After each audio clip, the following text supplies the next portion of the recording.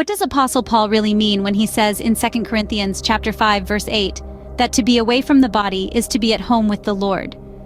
This verse often stirs up a stirring debate, with many interpreting it to mean that Christians are immediately in the presence of the Lord post-death, essentially negating the concept of purgatory. But is this the whole truth? Could there be more to it than what meets the eye? Scene script. Catholic apologists would beg to differ, and here's why.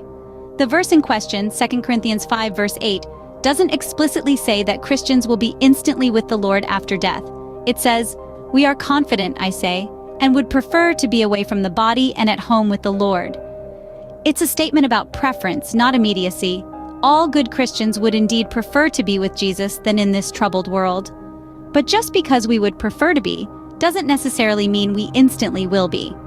Now let's turn our attention to other scriptural references that shed light on this subject and support the existence of purgatory. Matthew 12 verse 32 speaks about sins that will not be forgiven either in this age or in the age to come, implying a process of purification after death. 1 Peter 3 verse 19 mentions Christ preaching to the spirits in prison, indicating an intermediate state. 1 Corinthians 3 verse 15 envisions a purifying fire through which we must pass. Luke 12 verse 59 talks about not being released until you have paid the very last penny, signifying a temporal punishment.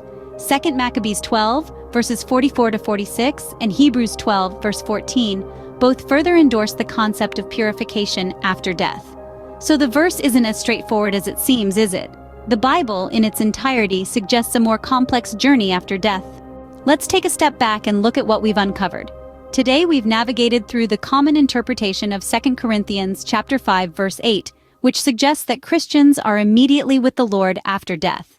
We've also explored the Catholic apologist's interpretation, which urges us to read the verse again, emphasizing that it expresses a preference rather than stating an immediate transition.